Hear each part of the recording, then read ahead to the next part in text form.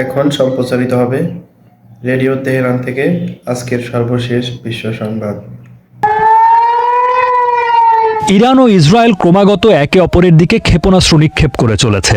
গত 18 June Iran দাবি করেছে যে তারা হাইপারসনিক ফাত্তা-1 ক্ষেপণাস্ত্র দিয়ে ইসরায়েলের ওপর হামলা চালিয়েছে। এটিকে ইরানের সবচেয়ে মারাত্মক অস্ত্রগুলোর একটি বলে গণ্য করা হয়।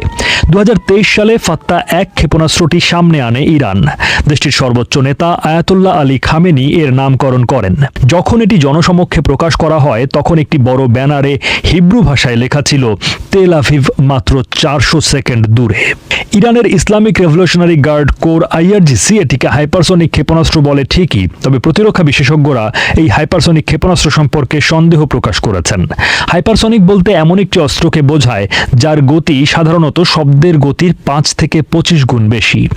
ফাত্তা হাইপারসনিক ক্ষেপণাস্ত্রের রেঞ্জ 1400 কিলোমিটার এবং আইআরজিসি দাবি করে যে এই ক্ষেপণাস্ত্রটি সমস্ত প্রতিরক্ষা ব্যবস্থাকে ফাঁকি দেওয়ার এবং ধ্বংস করার ক্ষমতা রাখে। প্রতি সেকেন্ডে 5 কিলোমিটার গতিসম্পন্ন ফাত্তা-1 ক্ষেপণাস্ত্রটি জনসমক্ষে প্রকাশ করার ঠিক 4 মাস পরই আইআরজিসি ফাত্তা-2 নামের আরেকটি ক্ষেপণাস্ত্র জনসমক্ষে প্রকাশ করে, যার রেঞ্জ 1500 কিলোমিটার বলে দাবি করা হয়েছে। ইরানি গণমাধ্যমের খবরে বলা হয়েছে ফাত্তা-2 খুব কম উচ্চতায় উড়তে সক্ষম এবং এটি উড্ডয়নের সময় বেশ কয়েকবার গতিপথ পরিবর্তন করতে পারে। ইসরায়েলের হুমকি মোকাবেলায় ইরানের এই সব ক্ষেপণাস্ত্র।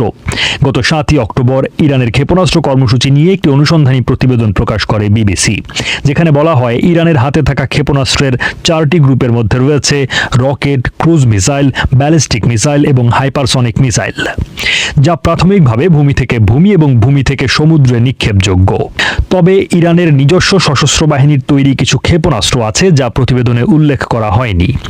ইরান যখন 2024 সালের এপ্রিলে ইসরায়েলের ওপর ক্ষেপণাস্ত্র হামলা চালায় তখন তারা ইমাদ-3 ব্যালিস্টিক মিসাইল, পাভে ক্রুজ মিসাইল এবং শাহেদ 136 ড্রোন ব্যবহার করেছিল। ইমাদ ব্যালিস্টিক ক্ষেপণাস্ত্রটি একটি মাঝারি পাল্লার অস্ত্র এবং এর রেঞ্জ 1700 কিলোমিটার পর্যন্ত বলে দাবি করা হয়। তবে এই ক্ষেপণাস্ত্রটি দৈর্ঘ্যে 15 মিটার লম্বা এবং এর ওয়ারহেডের ওজন 750 কিলোগ্রাম। এই ক্ষেপণাস্ত্রটি 2015 সালে বিশ্বের সামনে নিয়ে আসে ইরান। পাভে 1650 কিলোমিটার রেঞ্জের মাঝারি পরিসরের ক্রুজ ক্ষেপণাস্ত্র। এসব ক্ষেপণাস্ত্র বিভিন্ন গতিপথে লক্ষ্যবস্তুতে পৌঁছাতে পারে বলে দাবি করা হয়েছে। পাভে ক্ষেপণাস্ত্রটি একসাথে হামলা করা এবং হামলা করার সময় পরস্পরের সাথে যোগাযোগ স্থাপন করার সক্ষমতাও রাখে বলে জানানো হয়েছে। এই জন্যই এই ক্ষেপণাস্ত্র ইসরায়েলের ওপর হামলা করার জন্য নির্বাচিত করা হয়েছিল। 2023 সালের ফেব্রুয়ারিতে জনসমক্ষে পাভে ক্ষেপণাস্ত্রটি প্রকাশ করা হয়েছিল আর ইরান দাবি করেছিল যে এই মিসাইলটি ইসরায়েলে পৌঁছানোর ক্ষমতা রাখে। 13 এপ্রিল 2024 এর এক হামলায় এই দাবির সঠিকতা প্রমাণিত হয়েছে। এছাড়া ইরানের হাতে থাকা জুলফিকার-1 ব্যালিস্টিক ক্ষেপণাস্ত্রটি একটি স্বল্প পাল্লার অস্ত্র। এটিকে 2017 এবং 2018 সালে দাইশ অর্থাৎ ইসলামিক স্টেটের ঘাঁটিতে হামলা করার জন্য ব্যবহার করা হয়েছিল। জুলফিকার ক্ষেপণাস্ত্রটি ফাত্তা-110 সিরিজের ক্ষেপণাস্ত্রের উন্নত সংস্করণ এবং এর ওয়ারহেডের ওজন 450 কেজি বলে জানা যাচ্ছে।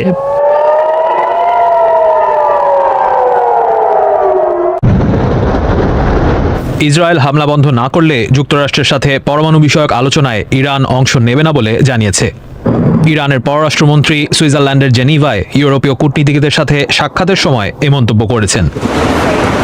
ইরানের পররাষ্ট্রমন্ত্রী আব্বাস আরাকচি বলেছেন, ইসরায়েলের আগ্রাসন বন্ধ হলে ইরান আলোচনায় অংশ নিতে প্রস্তুত রয়েছে। তার আগ পর্যন্ত ইসরায়েলের হামলার জবাব দিয়ে যাবে তারা। We are entitled, tasked and determined to defend our territorial integrity, national sovereignty and security with all force. তবে ইসরায়েলের পক্ষ থেকে এখন পর্যন্ত ইরানে হামলা থামানোর কোনো ধরনের ইঙ্গিত পাওয়া যাচ্ছে না। ইসরায়েলের রাষ্ট্রদূত শুক্রবার জাতিসংঘে মন্তব্য করেছিলেন যে ইরানের পরমাণু স্থাপনা ধ্বংস না করা পর্যন্ত ইসরায়েল সেখানে হামলা চালিয়ে যাবে। এরকম পরিস্থিতিতে নবম দিনের মতো ইরান ও ইসরায়েল দুই দেশ একে অপরের বিরুদ্ধে হামলা অব্যাহত রেখেছে। শুক্রবার ইরান হাইফা শহরকে লক্ষ্য করে অন্তত 20টি ক্ষেপণাস্ত্র নিক্ষেপ করেছে বলে ইসরায়েলের সামরিক বাহিনী জানিয়েছে। দক্ষিণ ইসরায়েলের তেল আভিভ শহরেও ইরানি মিসাইল হামলায় বেশ কয়েকটি ভবন ক্ষতিগ্রস্ত হয়েছে এবং বেশ কয়েকজন আহত হয়েছেন। এছাড়া মধ্য ইসরায়েলেও কয়েকটি জায়গায় হামলা হয়েছে। ইরানের রাষ্ট্রীয় টেলিভিশনের ভাষ্যমতে এটি ছিল গত 9 দিনের মধ্যে ইসরায়েলে ইরানের চালানো 18তম দফার মিসাইল হামলা। অন্যদিকে ইসরায়েলও ইরানে হামলা চালিয়ে যাচ্ছে। শুক্রবার রাতে ইস্পাহান ও কোম শহরের বেশ কয়েকটি এলাকায় বিমান হামলায় কয়েকজন মারা গেছে বলে জানা যাচ্ছে। ইসরায়েলি ডিফেন্স ফোর্সেস IDF বলছে তারা ইরানের পশ্চিমাঞ্চলে ক্ষেপণাস্ত্র মজুদাগার এবং মিসাইল ঘাঁটি লক্ষ্য করে হামলা করছে। গত কয়েকদিন ধরে চলা ইরানি হামলায় ইসরায়েলে অন্তত 25 জন মারা গেছে বলে জানিয়েছে ইসরায়েলি কর্তৃপক্ষ। অন্যদিকে ইরানের স্বাস্থ্য মন্ত্রণালয় কয়েকদিন আগে জানিয়েছিল সেখানে এখন পর্যন্ত 224 জন নিহত হয়েছে, যদিও একটি মানবাধিকার সংস্থা জানাচ্ছে বৃহস্পতিবার পর্যন্ত বেসরকারিভাবে ইরানে মৃত্যুর সংখ্যা 639। তুরস্কে ইসলামী দেশগুলোর জোট OICর বৈঠক শেষে তুরস্কের প্রেসিডেন্ট মন্তব্য করেছেন যে পরমাণু আলোচনার সম্ভাবনা নস্যাৎ করতেই ইসরায়েল ইরানের ওপরে হামলা শুরু করেছে। তার বক্তব্যে মিস্টার এরদোয়ান বলেছেন যে মধ্যপ্রাচ্যে শান্তির পথে সবচেয়ে বড় বাধা নেতানিয়াহুর Israel. Telin ediyor. İsrail'in terör saldırılarında bombardıman ve Netanyahu hükümeti 13 Haziran'daki saldırılarıyla aslında müzakere sürecini baltalamayı hedeflemiştir. তুরস্কে OICর ওই বৈঠকে উপস্থিত ছিলেন ইরানের পররাষ্ট্রমন্ত্রী আব্বাস আরাকচিও। সুইজারল্যান্ডের জেনিভায় ইউরোপীয় 3টি দেশের পররাষ্ট্রমন্ত্রীদের সাথে বৈঠকের পর ইস্তানবুলে OICর দেশগুলোর পররাষ্ট্রমন্ত্রীদের বৈঠকেও আব্বাস আরাকচি মন্তব্য করেন যে ইসরায়েলি বোমা হামলা অব্যাহত থাকলে ইরান যুক্তরাষ্ট্রের সাথে আলোচনায় বসবে। cannot go to negotiation with the United States when our people are under bombardments, under the support of the United States. অন্যদিকে রাশিয়ার প্রেসিডেন্ট ভ্লাদিমির পুতিন শুক্রবার মন্তব্য করেছেন যে শান্তিপূর্ণ কাজের উদ্দেশ্যে ইরানের পরমাণু কার্যক্রম চালিয়ে যাওয়ার অধিকার রয়েছে। পাশাপাশি এই খাতে ইরানকে রাশিয়া সহায়তা করে যাবে বলেও উঠে আসে তার বক্তব্যে। Нужно добиваться, об этом нужно договариваться как с Ираном, с одной стороны, так и с Израилем, с другой. И как я и говорил на пленарной нашей сессии, способы решения. এমন পরিস্থিতিতে মিসাইল হামলার পাশাপাশি শনিবারও ইরান ইসরায়েলে ড্রোন হামলা অব্যাহত রেখেছে। ইসরায়েলি ডিফেন্স ফোর্সেস বলছে শনিবার দুপুরের মধ্যে অন্তত 8টি ইরানি ড্রোন ইসরায়েলের বায়ুসীমায় প্রবেশ করেছে। IDF দাবি করেছে এগুলোর মধ্যে অন্তত 5টি ড্রোন তারা প্রতিহত করেছে। IDF আরও দাবি করছে যে তারা শনিবার ইরানের একাধিক মিসাইল ঘাঁটি ও পরমাণু কার্যক্রমের স্থাপনায় হামলা করেছে। তারা বলছে শনিবার চালানো হামলায় IRGCর শাখা কুদস ফোর্সের একজন সিনিয়র কমান্ডার নিহত হয়েছেন। এছাড়া ইরানের ইস্পাহান সহ বেশ কয়েকটি পারমাণবিক কার্যক্রমের ঘাঁটিতেও হামলার দাবি করেছে তারা। ওদিকে ইরানের কর্তৃপক্ষ বলছে শুক্রবার ইরানের কোম প্রদেশে বিমান হামলার পর শনিবার ওই অঞ্চল থেকে 22 জনকে গ্রেফতার করা হয়েছে ইসরায়েলের সাথে সংশ্লিষ্টতার অভিযোগে। গ্রেফতারকৃতদের বিরুদ্ধে অভিযোগ ইসরায়েলি গোয়েন্দা সংস্থার সাথে তাদের সম্পর্ক ছিল। পাশাপাশি ইসরায়েলকে সমর্থন করা ও সংবেদনশীল অঞ্চলে ছবি তোলা আর ভিডিও করার অভিযোগও রয়েছে তাদের বিরুদ্ধে। ইরানের কর্তৃপক্ষ জানিয়েছে গত 9 দিনে ইসরায়েলি হামলায় অন্তত 430 জন মারা গেছে এবং 3500-এর বেশি মানুষ আহত হয়েছেন। তবে ইরানের একটি বেসরকারি মানবাধিকার সংস্থার হিসেব অনুযায়ী শুক্রবার পর্যন্ত মৃত্যুর সংখ্যা 657 জন। আর ইসরায়েল বলছে এই সময়ের মধ্যে ইসরায়েলে মারা গেছেন 25 জন আর আহত হয়েছেন অন্তত 2500 মানুষ।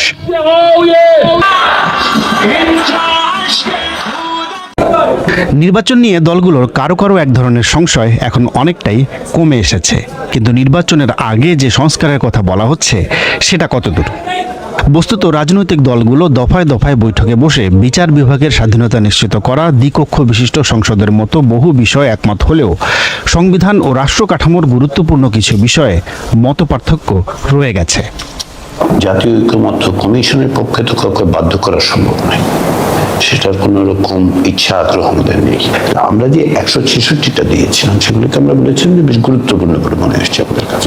আমরা আশা করছি মৌলিক বিষয়গুলোকে, মূল লক্ষ্যকে, যেগুলো আমাদের একটা জবাবদিহিমূলক গণতান্ত্রিক রাষ্ট্র প্রতিষ্ঠার জন্য, এগুলোকে লক্ষ্য রেখে যতদূর পর্যন্ত অর্জন করা যাবে এটাই জাতীয় ঐক্যমত্য। ঐক্যমত্যের প্রক্রিয়ায় বড় বিভক্তিগুলো মূলত দেখা যাচ্ছে বিএনপির সঙ্গে অন্য দলগুলো, বিশেষত জামায়াত এনসিপির। এর মধ্যে বড় দুটি ইস্যু হচ্ছে একই ব্যক্তির দুইবারের বেশি প্রধানমন্ত্রী না থাকা এবং একই ব্যক্তির একই সঙ্গে প্রধানমন্ত্রী ও সরকার প্রধান পদে না থাকা। দুটি প্রস্তাবে অধিকাংশ দল একমত হলেও বিএনপি এর বিরোধিতা করছে।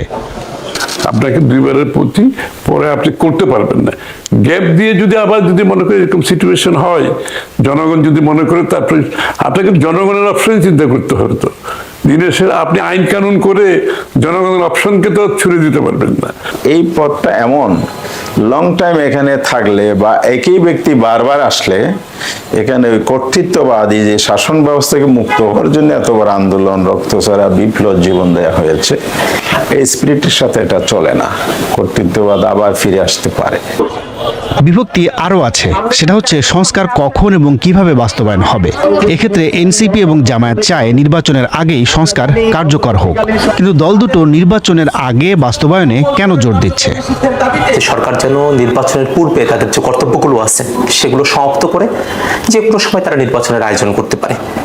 সেক্ষেত্রে সংস্কার যেন অবশ্যই বাস্তবায়িত হয় এবং মৌলিক সংস্কারের ভিত্তিতে যেন রাষ্ট্র কাঠামোর একটা গড়ন নতুনভাবে জাতির সামনে উপস্থাপিত হয়, সে লক্ষ্যে আমরা আমাদের কাজ করছি। আপনি এটা তো ফেয়ার ইলেকশন করতে চান, আপনি দেশটাকে ট্রেকে তুলতে চান, সেটা কিন্তু একটা দলের সাথে কাছে আপনি ছেড়ে দেবেন না সবাই মিলে করবেন? সবাই মিলে যদি ঐক্যমতের ভিত্তিতে হয়, আর সেটা বাস্তবায়ন করতে সমস্যা কোথায়?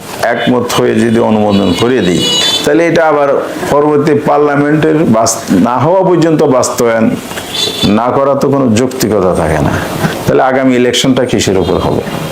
এছাড়া সংবিধান নতুন করে লেখা হবে নাকি সংশোধন হবে তা নিয়েও ভিন্নমত আছে। এনসিপি নতুন সংবিধানের পক্ষে থাকলেও বিএনপি, জামায়াত সহ অন্য অনেক দল এর পক্ষে নয়। উভয় পক্ষেরই আছে নানা যুক্তি। যদি নতুন সংবিধান না হয়ে একটা ঘষামাজার সংবিধান হয়, একটা সংশোধিত সংবিধান হয়, তাহলে আমরা মৌলিক জায়গাগুলোতে পরিবর্তন আনতে পারবো না, সেটাকে স্থায়ী করা সম্ভব হবে না, সেটা বাতিল হয়ে যাওয়ার সম্ভাবনা থাকবে। নতুন সংবিধান করার কোনো প্রয়োজন হতো না, আপনার একটা সংবিধান তো আছে, আর নতুন সংবিধান করলে তো চেঞ্জ করতে পারবে। এটা তো সাধারণ একটা মানুষও বুঝে, যেই সংবিধানে করে কেউ যদি স্বৈরাচার হতে চায় সে তো চেঞ্জ করতেই পারে। দলগুলোর মধ্যে এমন বিভক্তির মধ্যেই 166টি ইস্যুতে ঐক্যমত্য কমিশন ধারাবাহিক বৈঠক করছে। বিএনপি সহ কয়েকটি দল বলছে যেসব বিষয়ে ঐক্যমত্য হবে সেগুলো নিয়ে সংস্কার চূড়ান্ত করে জুলাই সনদ হতে হবে, কিন্তু সেটা হলে প্রধানমন্ত্রীর মেয়াদ সহ গুরুত্বপূর্ণ এবং মৌলিক বিষয়গুলো বাদ পড়তে পারে এমন আশঙ্কায় এনসিপি সহ বিভিন্ন দল এর বিরোধিতা করছে। অন্যদিকে সমাধান হিসেবে যেসব বিষয় ঐক্যমত্য হবে সেগুলো নিয়ে গণভোটের প্রস্তাব দিচ্ছে জামায়াত।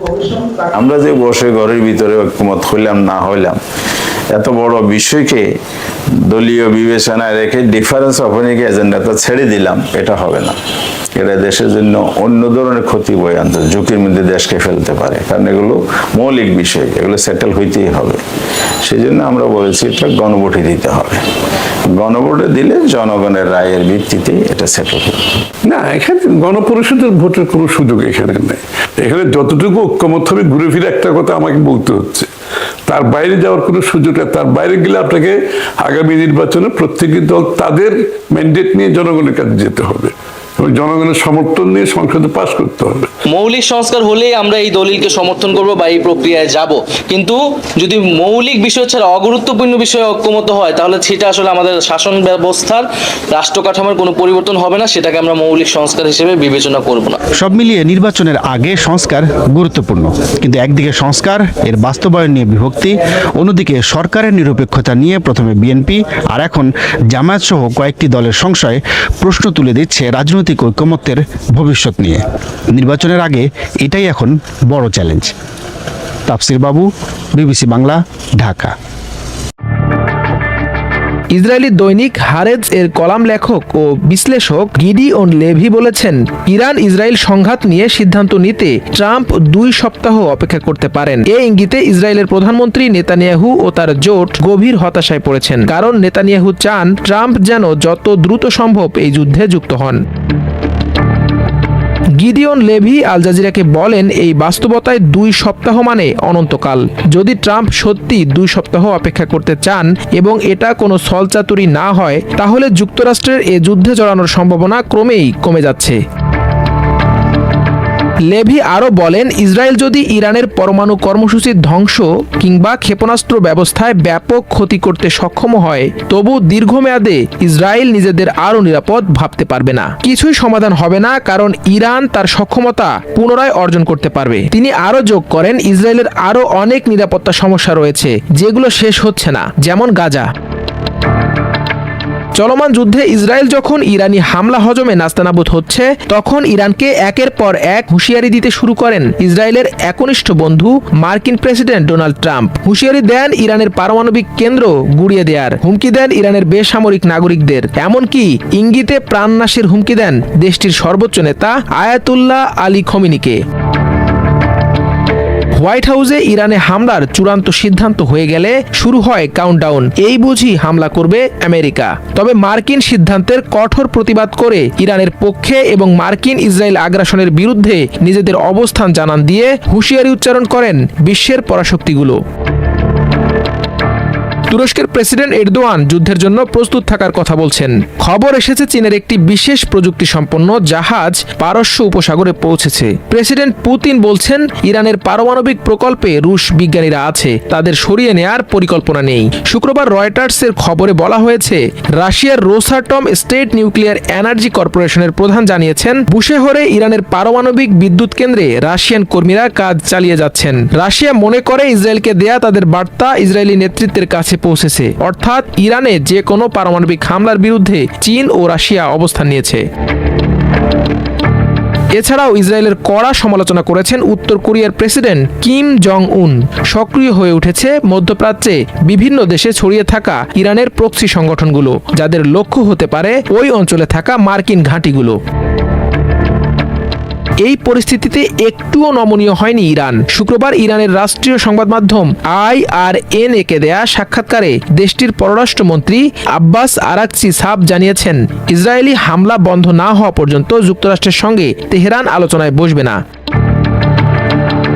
ইরান যখন কঠোর অবস্থানে, তখন ইসরায়েলের একমাত্র ভরসা মার্কিন প্রেসিডেন্ট ডোনাল্ড ট্রাম্প বলছেন, তিনি ইরানের বিরুদ্ধে সামরিক হামলা চালাবেন কিনা সেই সিদ্ধান্ত আগামী 2 সপ্তাহের মধ্যে নেবেন। ট্রাম্পের সিদ্ধান্তে শঙ্কিত ইসরায়েল, কারণ থেমে নেই ইরানি হামলা। এ যুদ্ধে জয়লাভ করতে না পারলে মধ্যপ্রাচ্য অশান্তকারী ইসরায়েলের আধিপত্যবাদের অবসান ঘটবে। ক্ষমতা হারাতে পারেন নেতানিয়াহু ও তার জোট, যা তাকে গভীর হতাশায় ফেলেছে। শুধু ইরানের বিরুদ্ধেই দিনে $20 কোটি খরচ করছে ইসরায়েল। এর সঙ্গে ফিলিস্তিনের গাজায় হওয়া খরচ তো আছেই। মার্কিন সংবাদ মাধ্যম ওয়াল স্ট্রিট জার্নাল বলছে, গত 13 জুন শুরু করা এই যুদ্ধে ইসরায়েলের ব্যয় দৈনিক প্রায় $200 মিলিয়ন বা $20 কোটি। আর এর বেশিরভাগ অংশই ব্যয় হচ্ছে মূলত ইরানি হামলা ঠেকাতে। এই যুদ্ধ কতদিন চলবে বা নেতানিয়াহু এটি কতদিন টেনে নেবেন, তা এই খরচের উপরও অনেকটা নির্ভর করে। প্রাথমিক এক হিসেবে দ্য ওয়াল স্ট্রিট জার্নাল জানিয়েছে, সবচেয়ে বেশি খরচ হচ্ছে ইরানি ক্ষেপণাস্ত্র প্রতিহত করতে। এসব প্রতিরক্ষা ব্যবস্থায় প্রতিদিনই $10 লাখ থেকে শুরু করে কয়েক কোটি ডলার পর্যন্ত খরচ হচ্ছে। ইসরায়েলি আকাশ প্রতিরক্ষা ব্যবস্থা, ডেভিস স্লিং এবং অ্যারো 3 এর মতো ক্ষেপণাস্ত্র প্রতিরক্ষা ব্যবস্থার প্রতিটি আগত ইরানি ক্ষেপণাস্ত্র প্রতিহত করতে খরচ হচ্ছে $7 লাখ থেকে $40 লাখ পর্যন্ত।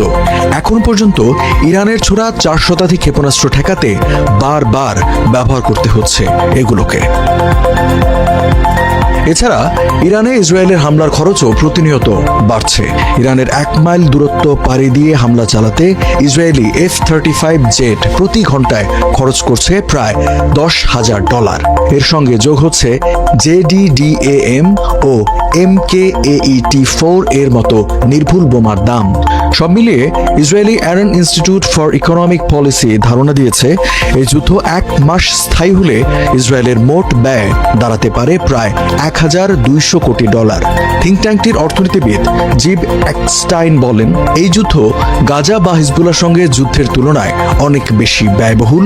সবচেয়ে বড় খরচটা হচ্ছে গোলাবারুদ, আক্রমণাত্মক এবং প্রতিরক্ষামূলক উভয় ক্ষেত্রেই। এই আর্থিক চাপের কারণে স্বল্পমেয়াদী যুদ্ধের পক্ষে জনমত বাড়ছে। যদিও প্রধানমন্ত্রী বেনিয়ামিন নেতানিয়াহু এখনও যুদ্ধ থামানোর ইঙ্গিত দেননি। তিনি ইরানের পরমাণু ও ক্ষেপণাস্ত্র কর্মসূচিকে চূড়ান্তভাবে অকার্যকর না করা পর্যন্ত অভিযান চালিয়ে যাওয়ার পক্ষে। তবে ইসরায়েলি পুঁজিবাজার স্থিতিশীল রয়েছে, এমনকি কিছু ক্ষেত্রে সূচকও বাড়ছে, তবে বাস্তবে ক্ষয়ক্ষতি বাড়ছে।